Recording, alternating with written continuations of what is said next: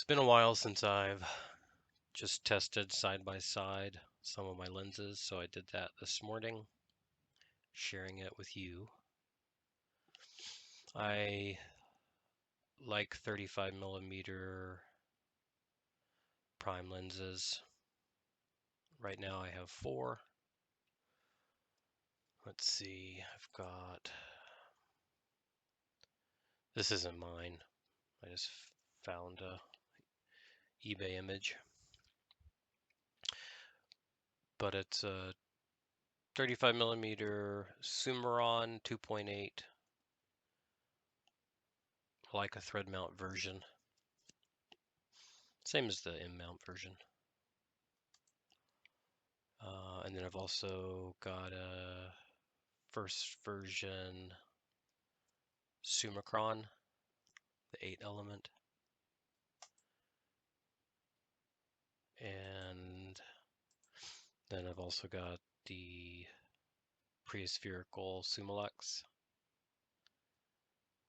And I've also got this Voigtlander 1.7 Ultron, the spherical, the M mount version. Those are my 4 35mm lenses. And here's my test shot. I chose this because it's in the comfort of my own home, but also because there's some backlighting, but potentially some flare. I chose a subject that was 5 feet away, which is pretty common for how I shoot. That 1 meter to 2 meter distance for my subject, and then I'm looking, a chance for some fall off of focus,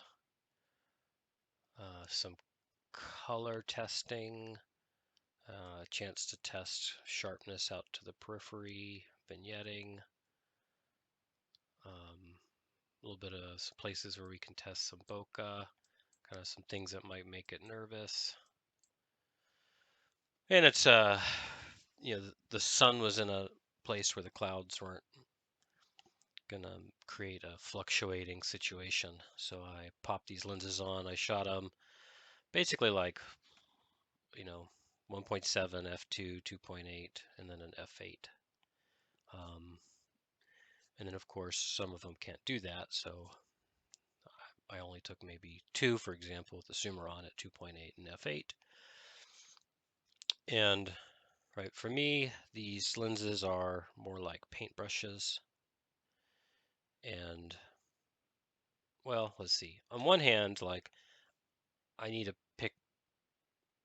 have preferences, and I need to try to sell some, right? It's like I can't have 4 35s, but on the other hand, it's like they are like paintbrushes where different situations, different objectives might call for a different lens. But if that's true, I better know the differences, know their strengths and weaknesses, and so really what I want to do here is just kind of share with you how I can tell the difference between these lenses, what the differences are, for your sake and mine. All right. We often think of these, 35mm lenses as shoot them wide open to know how they're different. I'm actually going to start off with the f8 shots.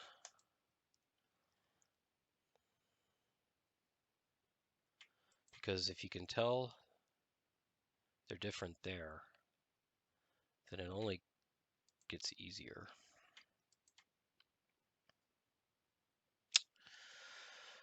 All right. The giveaways. This one here has the most magenta flare from the sun coming in at the angle. Okay, you can really tell here where this one that's got the deepest shadow is the Ultron. Lots of modern coding, compressing, and flare, suppressing flare. And here you can see you've got shadow lifting with a little bit of a magenta cast. So this is the 8E, which even at f8 has some veiling flare. Again, just like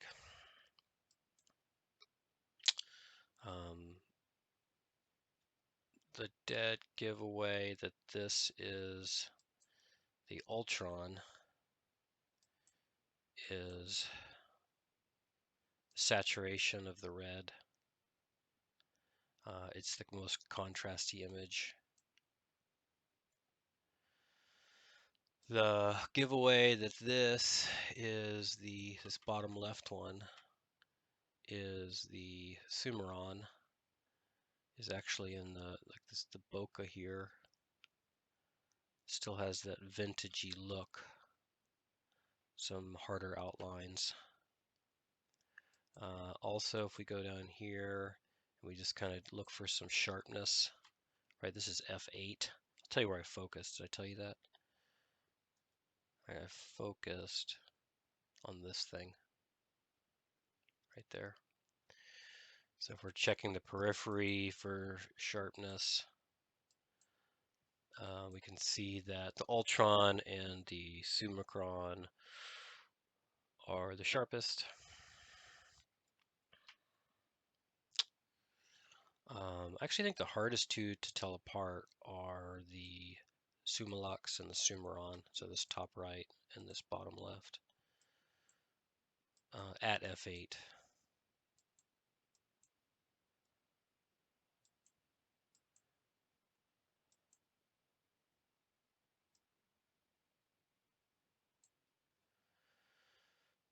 Yeah.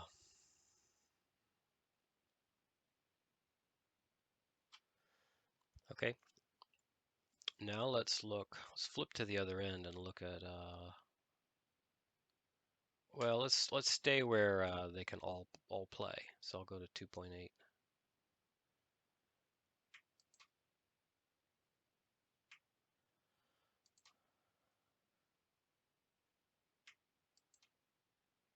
Okay. Just gonna check that and make sure I really did that right. Boom, boom. There we go. Now we've got all the 2.8s. Okay, so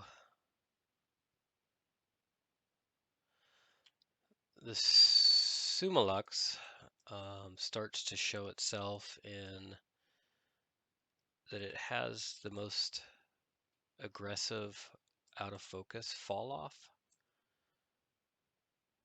You can kind of see it in the Coca-Cola lettering.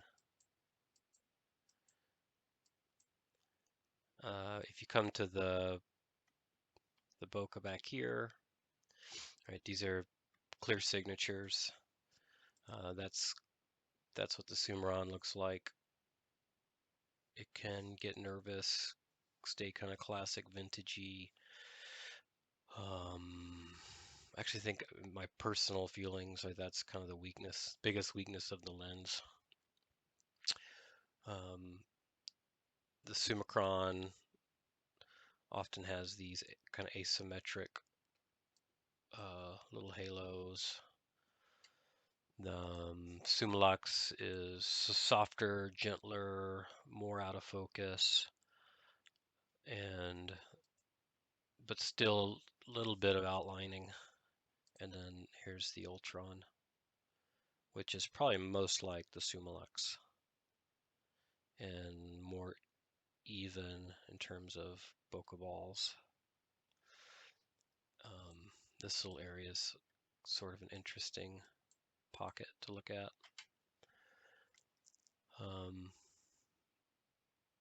There, I think that's harder to tell them apart. Let's see, and then over here.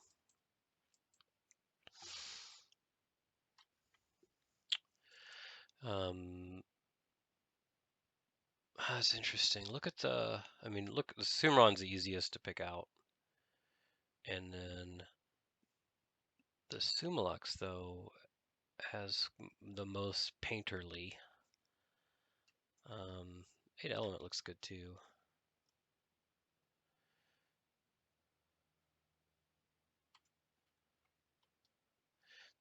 Just kind of a sharpness test there on what I focused on. The Summicron and the Ultron look about the same, and the other two are not as sharp. Right, for the Summaron, that's wide open. And then let's go look at kind of a place where we get a shadow that meets a really bright highlight. So you can see that flare suppression on the Ultron, get a little more right, highlight leaking into the shadows with all these older Leica lenses, which kind of lifts shadows, but also can steal some micro contrast. Um,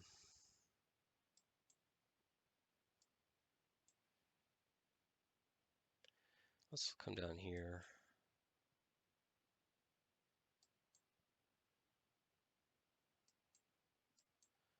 Let's look around a little bit.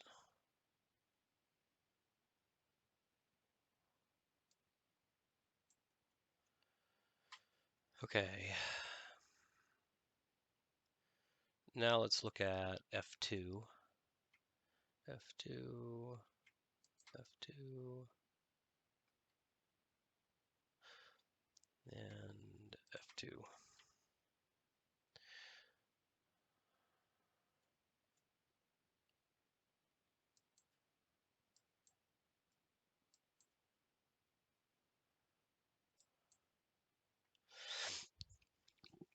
You kind of see here where the Summilux starts to look less like beautiful bokeh and more like coma and aberrations. The 80 has more of a vintagey look.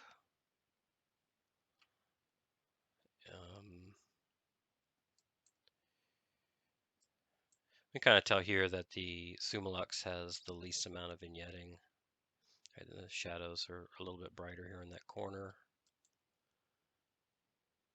And edge sharpness, right? The Ultron's winning that.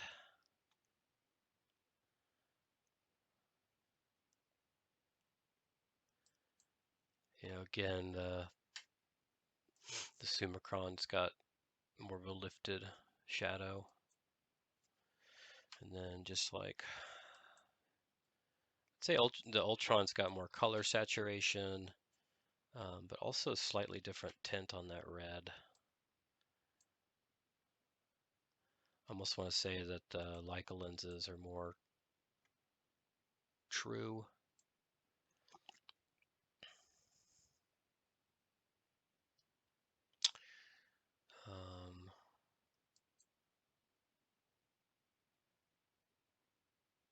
Let's bring the Summaron back at f2.8.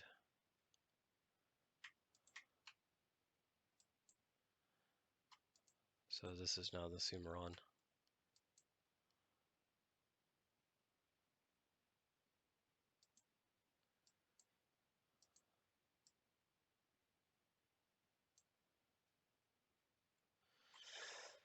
Okay, let's just check out the texture in the basket here. I'd expect, especially just kind of like right along this front, that'd still be in focus. That fine details kind of getting muddied up in the Summilux and the Summaron, or the Ultron and the Summicron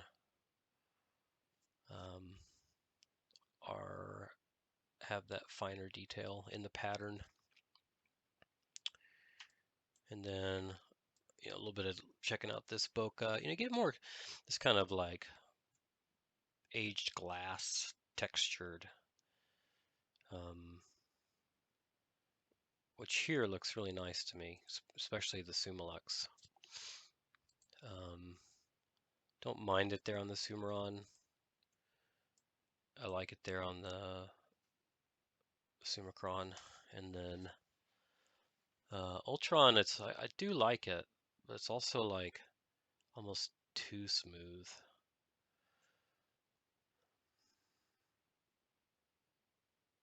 All right. Now let's go wide open on the Ultron. Wide open. Well, it's not wide open on the Summilux. I just did 1.7 to match. You can just see that, the Summilux has much less contrast once we're this wide open, and it's not nearly as sharp.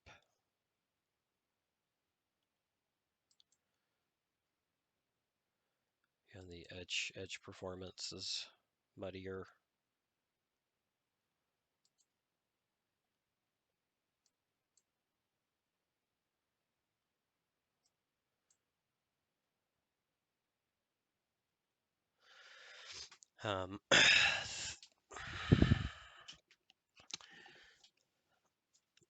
Yeah,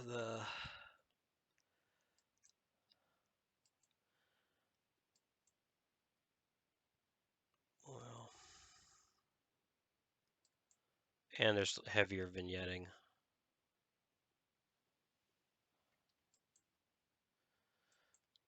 Yeah, and then this is like all that light, the flare is just coming around the sides of that plant, lifting the shadows.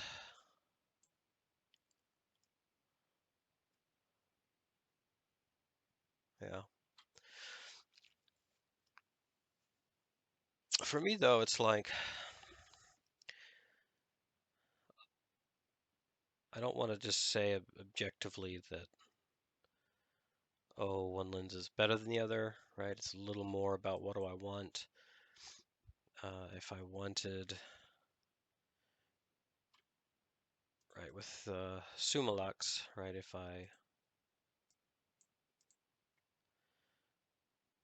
my development or my editing adds back the contrast, adds some sharpness, adds some more color, like if that's what I want, right? It's there. It's like I can add some contrast, I can add some saturation, I can kind of bring back maybe a little sharpness. Okay. Now it's like if I go back to comparing those two,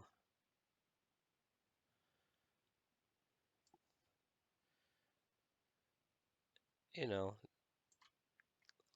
you can kind of bring them back together in terms of their look, but also not like the Summilux image has a little more of that glamour glow look to it, right? And that's because of the flare and the aberrations. So, and again, that's not to say that the Summilux is the better lens. It just affords different possible images.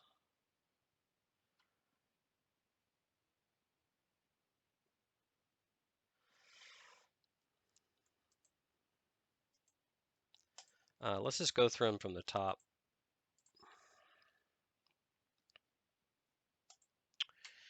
So there's the Ultron at 1.7.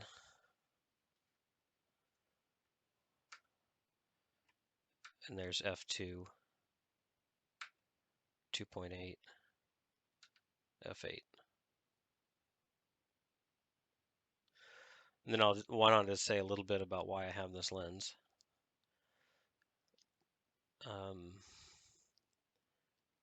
Right, it was the last lens I added to this group.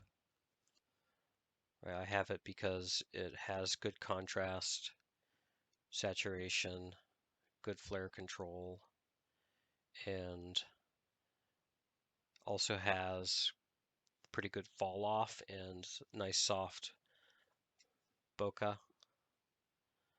Right, I find the bokeh more pleasing than the f2 Ultron. It's also very sharp, wide open. I wish it was maybe a little smaller, but like, I mean, it's still pretty small. Still a pretty small lens. I use it on my rangefinder and these are, by the way, are taken with a Leica SL2S. Um, right, when Voigtlander lenses that are even smaller, right, my experience is they often have vignetting that doesn't go away even when you stop down. Um, so I'm happy with this Ultron when that's what I want. Now we're looking at the, oh, let's see. So Ultron,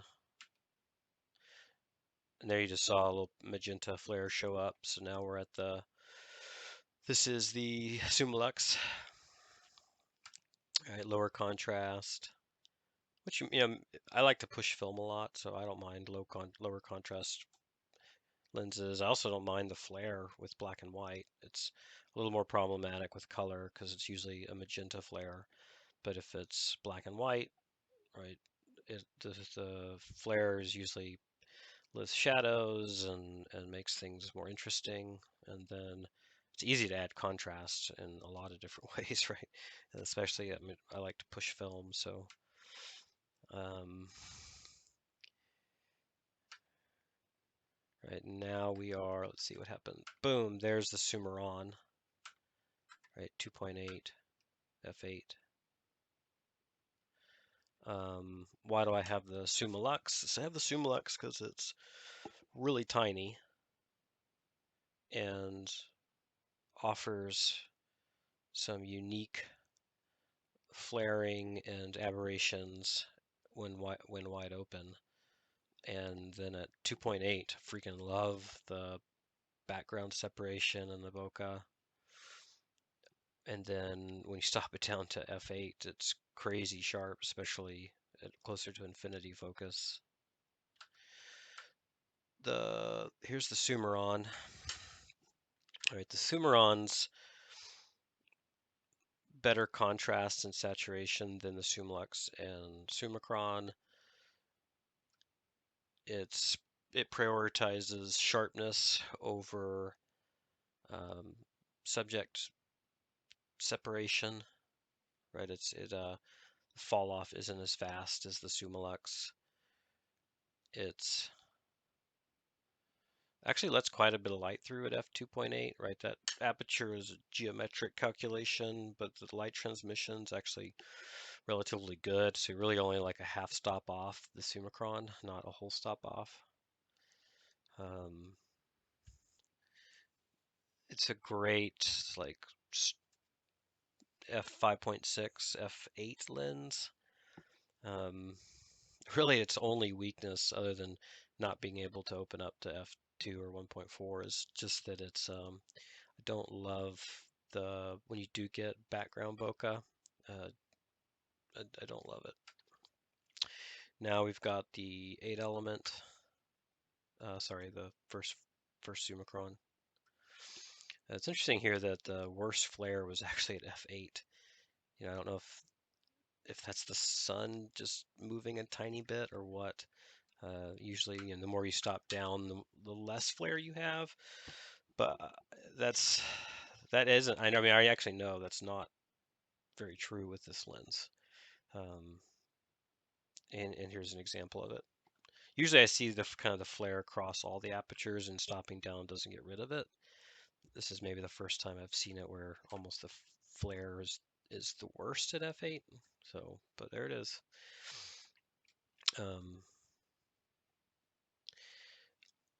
Again, like, the first version Summicron's a heck of a lens. I mean, this is wide open. And, it's much sharper than the Summilux or the Summaron at f2 or f2.8. The bokeh is vintage, but still beautiful.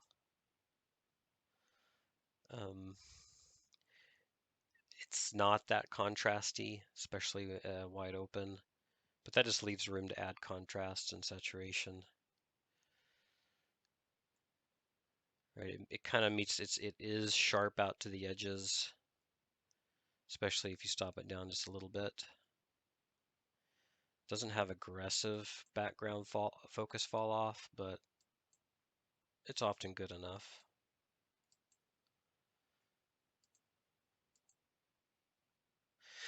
Especially as for black and white photography, where lifting some shadows and adding some flare, and like it's super sharp even with the flare.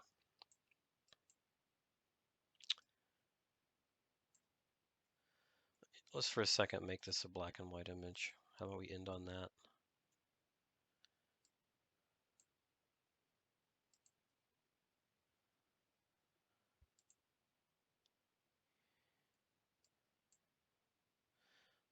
But maybe we don't do.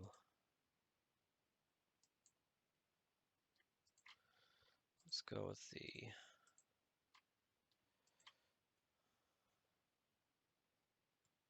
I mean, it was a nice color photograph. I hate to.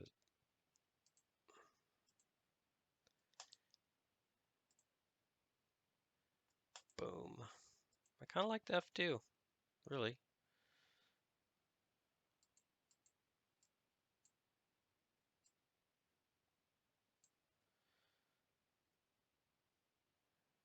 Yeah. But then here, like this is a bit, right? This part is pulling my eye too much, and I don't love it. What happens if we?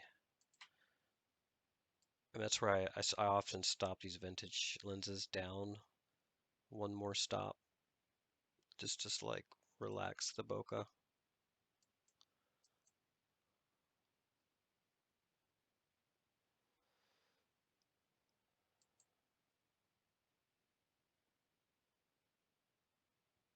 Yeah.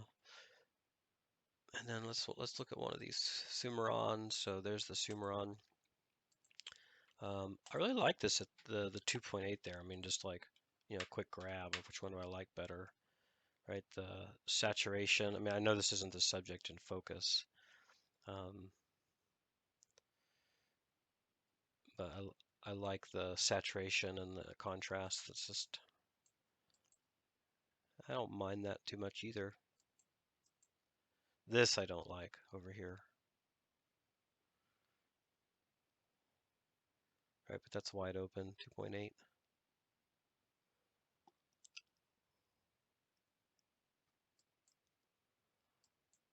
I would maybe sell this lens.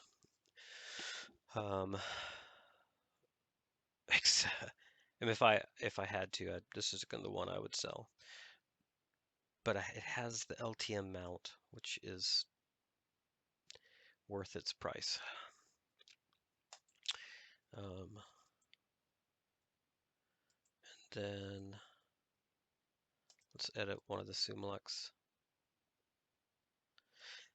I mean, it's always a little fun to play up the glow game with the Summilux. Maybe not the 1.7. I'm gonna choose the F2. Back that off a little bit.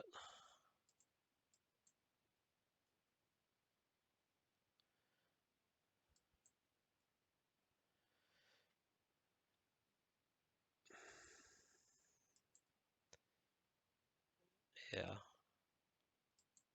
There's a lot to like about the bokeh, where it's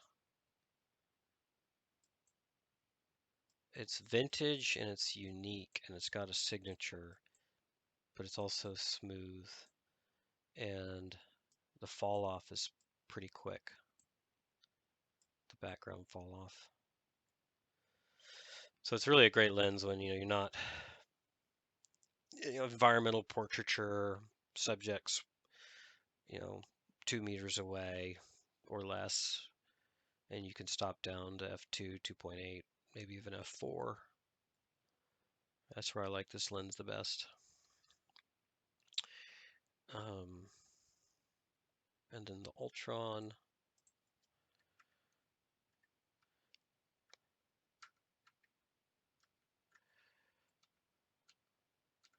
I mean, Ultron's pretty good at every aperture. It's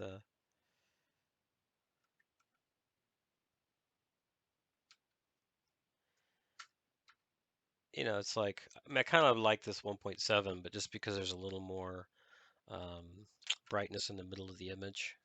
But like, I can come down to f2 and I can perk up the middle and then just add a touch of vignetting manually. Right, now I've kind of created that. Yeah, now I like this one better. So sharp, good edge sharpness.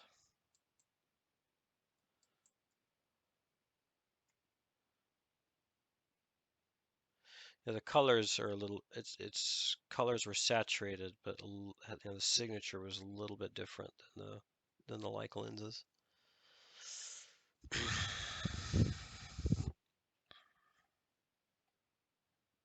All right, if you stayed with me this long, um, maybe there's one of these lenses you're thinking about getting. And the short story is I like all of them. I've gone through a bunch of 35 millimeter lenses, and I'm very proactive about trying lots of lenses, and I'm proactive about getting rid of them if I don't love them. And I've been stuck on these four for a while, especially the three Leica lenses. Um, then at some point I added the Ultron because I felt like there was a little bit of something there missing in kind of my options. Um, and now, I mean, I'd only sell because I need the cash, not because I actually want to get rid of anything.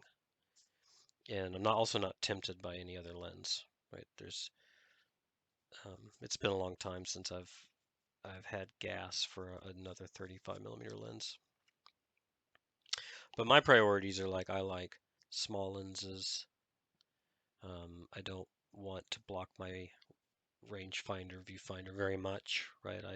I like that to stay pretty clean and open. Um, and I like a lens that feels very good to use in the hand. Um, so that means I rule out some other lenses that people think are maybe the best because I stay away from big, heavy, you know, less fun to use lenses. Um, I think I prioritize like the out of focus areas um, more than most. Like I like environmental portraiture. Most of my favorite photos are of my family, where I want to show the scene. I want them to pop some, and I'm not trying to blow the background way out, but I want the environment to be attractive and interesting too. Um, and I like, um, well, if I had to pick, geez, if I had to pick just one of these, I know what I'd pick. I'd pick the Summicron. At wide open, it gives glow.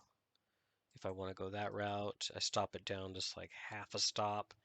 Now everything's super sharp and more contrasty. It focuses down to 0.68 meters. Um, it's it's got amazing sharpness. It's got character. It does have interesting flair, especially well paired with black and white film. Um, the hardest part is like you have to learn when it flares, how it flares. When I first got it, I just kind of shot it like thinking I could just shoot into the light like I'm used to with brand new modern lenses, and I got a lot of images back that I couldn't believe how bad they were, right? Just so much the kind of flare that ruins an image, not makes it beautiful. So that's part of the reason I own an SL2S is because I really want to be able to shoot that's the first Summicron, and be able to anticipate, when I'm getting myself into some trouble. And then, but if that's not where I'm at, right? If I'm shooting a scene where I can't be that thoughtful, or that, and I need to be more aggressive about shooting into light, and I really want to make sure that, um, that things are a little more objective and less artsy, right? I might throw on the Ultron.